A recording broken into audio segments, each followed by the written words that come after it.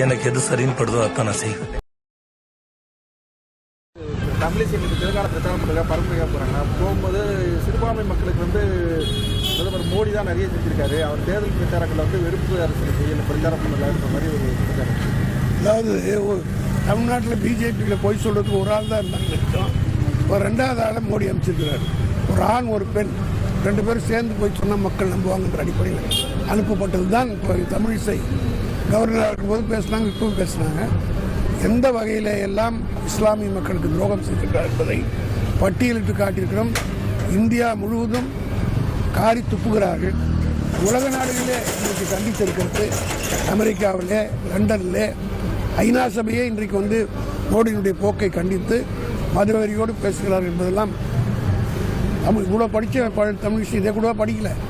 ஆக திட்டமிட்டு பொய் சொல்கிறாங்க. இந்த மாதிரி மக்களுக்கு நன்றாக தெரியும். அதே போல் நிதி எவ்வளோ கொடுத்தார் என்பதை தெளிவாக நாங்கள் சொல்லியிருக்கிறோம். நாங்கள் கேட்டது 38,000 கோடி, இவர்கள் கொடுத்து ரொம்ப சொற்ப தொகை. ஆக நான் சொன்னது போல் யானை பசிக்கு சோலை பொறி மாதிரி இருக்குது. இதை பற்றி நாங்கள் கவலைப்படவில்லை. காரணம் என்னன்னா, இன்னும் ஒரு மாத காலத்தில் ஆட்சி மாற்றம் நிச்சயமாக ஏற்பட போகிறது. அப்படி ஏற்படுகிற நேரத்தில் எங்களுடைய தலைவர் தளபதி தான் பிரதமர் அவர்கள் யார் என்பதை நிர்ணயிக்கிற இடத்தில் இருக்கிறார். ஆகவே வருகிற சர்க்கார் எங்கள் சர்க்காராக இருக்கும், எங்களுடைய அரசாக இருக்கும். அப்படி வருகிற போது நிதிகளை பெறுவோம், நீதியும் கிடைக்கும். தமிழ்நாட்டில் நிறைய சிறப்பு இருக்கு. தமிழ்நாடு பொருட்கள் நான் வருத்தப்படுறேன்னு சொல்லுவாங்க. தமிழ்நாட்டுக்கு நிதி ஒதுக்கீடு மட்டும் பாராட்டுறாரு. அவர் ஊருக்கு தான் சொல்லுவார். ராஜஸ்தானில் போய் நான் ஏன் பிறக்கலன்னு. அவர் பிறந்தது குஜராத்து, அதை போய் உத்தரப்பிரதேசத்துக்கு போது நான் இந்த மண்ணை எடுத்து சாப்பிட்றேன்னு.